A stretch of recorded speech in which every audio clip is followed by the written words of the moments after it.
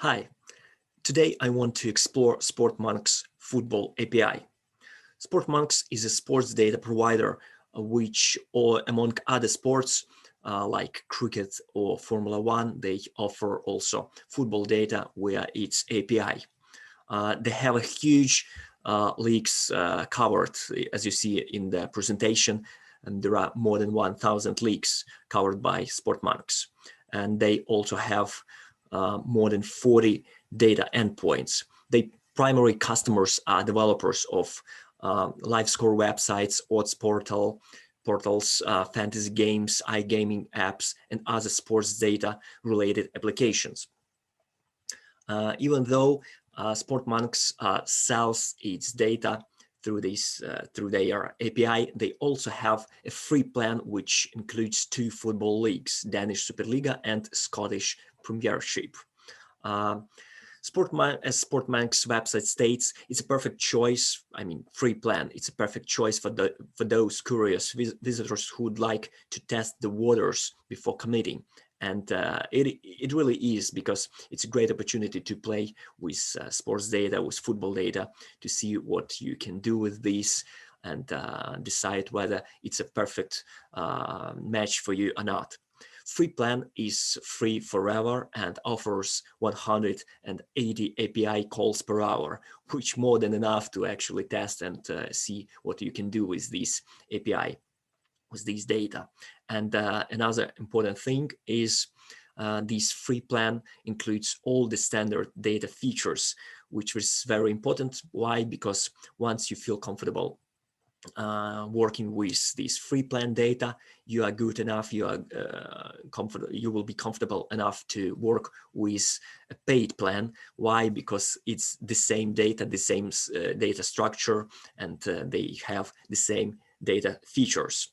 So in order to start using the SportMonks free plan, you need to register with SportMonks and get their API token.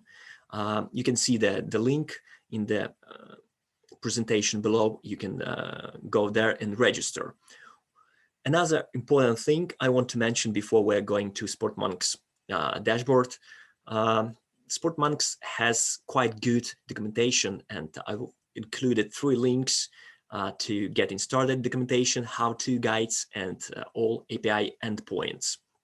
It's basically 3 links you need to. This is everything you need to have for actually start working with SportMonks API data. So let's switch to SportMonks dashboard.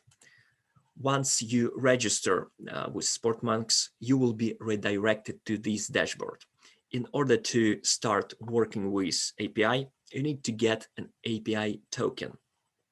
So you need to click over here to the left, click the personal API token, and you need to create this API token.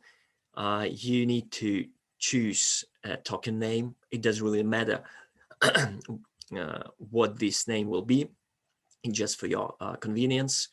Mine, for example, is test01. Once you do this, click create, and you will be given a string with API token, which you will need to save in order to use in future API calls. Once you do this, you can start working with getting that data from SportMonks and working with this data. So let's switch to the Jupyter notebook I've prepared before, and let's start actually making these API calls.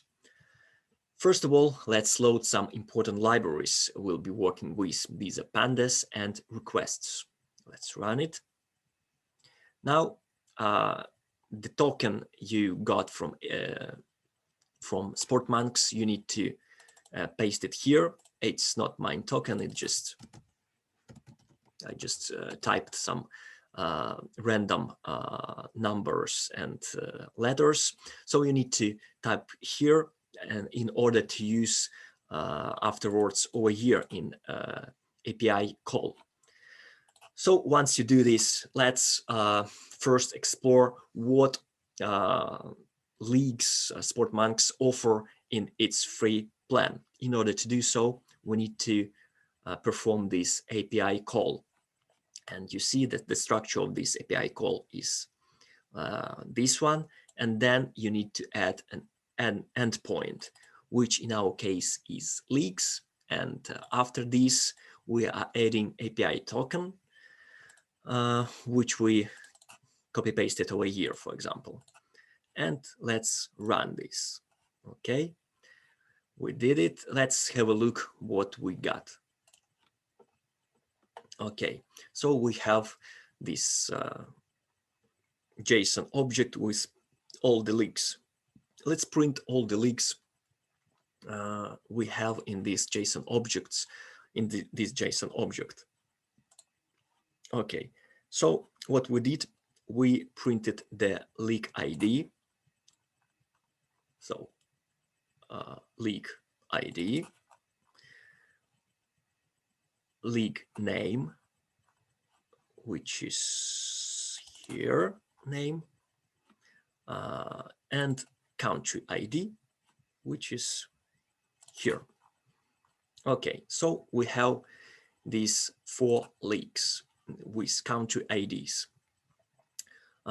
Let's load all the countries so we can check what country our leagues belong to, because we have a country ID, but we don't have a country name. So let's find these names.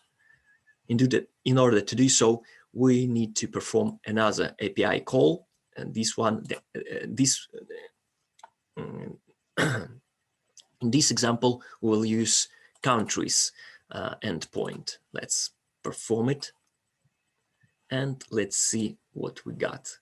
Okay, so we have lots of these countries. In order to find our 2 countries, why 2? Because we have 2 similar country IDs here and here. So there are 2 countries we need to find. We need to loop through this result of countries and check for our country IDs. And then we just print the ID and the country name. And here we go. And just like SportMonks promised us, we will have Denmark and Scotland, 2 leagues. So now let's suppose we want to display all the matches that took place or will take place on a certain date. To do so, we need to perform another API call. The structure is the same. We use this API call, and endpoint will be fixtures, and we will load by date.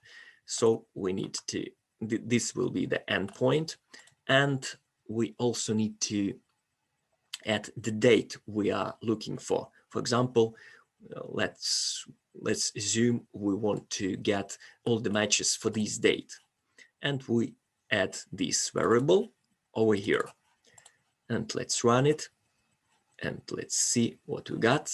Okay, so these are the games that took place this day. It is actually one game only that took place on this day. So let's find the names of the teams playing on this date. Why? Because here we can see that there is a local team ID, visitor team ID, but there are no names. So basically we don't know the names of the teams that were playing during this day.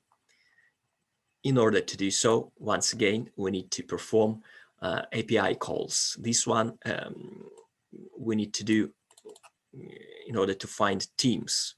So this one, this API call will find the local team name, and this one will find the visitor team name, and will store these names in local team and visitor name variables. Let's run it, and let's see what are the names of teams that were playing during this day. Okay, so these are OB and Vejle. I'm not sure I'm pronouncing this right, but I'm sorry if I do. Okay, let's display these names as a single object. It's Obi and Vejle. Now, suppose we want to find out the statistics for this particular match. And we can do this. And to do so, we need to get a fixture ID, which is here, this one, fixtures, and this is ID of this fixture. And we need to use this in our fixtures API call. So we need to add here the fixture ID. I've added this fixture ID to fixture ID variable, and I'm adding this here. And to get all the statistics, we need to also add this and include equals stats. If you want to know more how to enrich your API response, and this is basically enriching, we are getting more information about this match. I encourage you to read more about these enriching opportunities in SportMonks documentation. So let's perform this API call and let's display the result. And here we have all the statistics for this match. Let's have a look. For example, we have a starting formation somewhere here, and yeah, they are here. Local team formation and visitor team formation. Let's access only this information.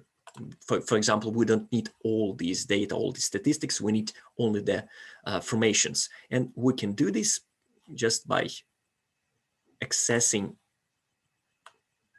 local team formation and visitor team formation. Let's run it. And we can see that both teams used the same starting formations. Suppose we also want to find out what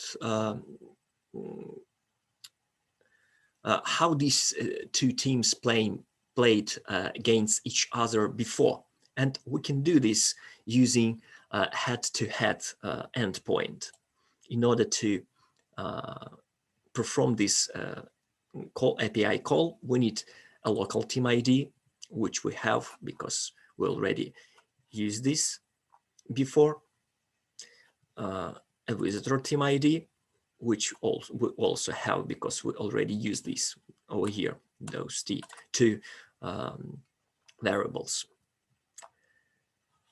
And suppose we want to enrich our response to get more information about goals, cards, events, corners, and so forth. We can do this once again with by adding and include equal and adding whatever options are available and whatever options we want to use from the list of available options. Let's do this. It will take some time because there are lots of options, lots of data to work with, and it will take some time. It's not always a good idea to use all the options in a single call because it may take some time, and your user, if you're building, for example, some web app, will not be really will not likely wait so long for the data to be displayed. So we've got this information over here. We have this head-to-head games, but instead of using all these data, let's suppose we want to display only the cards that were given during these games. So let's run this loop. So what we have, we've printed out the fixture ID, which is here, the type of the card, which is yellow. You can see it can be red also. Team ID, which is here, player name over here, and minute when this event occurred. In this case, it's a yellow card. Now, suppose we want to work with this data and we want to work with a tabular format. And let's try to transform this data into tabular format because, for example, this data, it's not very convenient one to work for a human eye. So suppose you want to work with tabular data, and we can do this. This string will transform our head-to-head data into a tabular format. Let's have a look at first 5 rows of this data.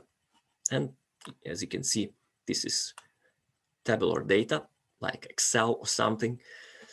And since there are many columns over here, so Python just deletes some of the. It's not displaying all the columns because there are a huge number of columns, and it prefers not to display. So you see there are these 3 dots. So suppose we want to see all the columns, and we can force Python to do so using this set option. And let's see once again on this data. And as you can see, there are no 3 dots. We have all the columns over here. Now let's try to display the same cards data, but using tabular format instead of JSON. So we need to get this data, but not from JSON, but from tabular data. So we can do this. We are filtering out this card data, which is over here, cards data. And now we're just displaying what it is. And basically what it is inside each row is another JSON object. We can, for example, check the first row, and it is a JSON object. So we can transform this JSON object into a tabular data once again. Let's do this, and let's have a look what we got. Okay, so we have these are the results, the cards for the first game. Why? Because we only took the first row. But we can check if the result is the same in tabular data as we got in JSON format. So we have fixture ID, which ends in 87, and we have 6 cards. First one took place in minute 40, and 2 last cards were shown in 19 minutes. So let's have a look at our previous results. The fixture ends in 87. There are still 6 yellow cards. The first card was shown on 40th minute, and 2 last cards were shown on the 19th minute. So these are the same results, but in different format. If you will be working with, if you will be building some web app, for example, you might want to use the JSON format, for example. But if you want to build some statistical models or some kind of analytics, to find some kind of analytic insights, tabular mode or tabular format might be a better one to do so, in my opinion, at least. So basically, that's it for today. There are many things you can do with this data, because you have lots of these data points, and you can build different graphs. You can explore really different information and build some analytical models and perform different actions, build different applications. I really do encourage you to explore this documentation, which SportMonks has. It's really nice and good. And I hope you like this video. Please click like, subscribe, and post your comments below this video. Thanks for watching.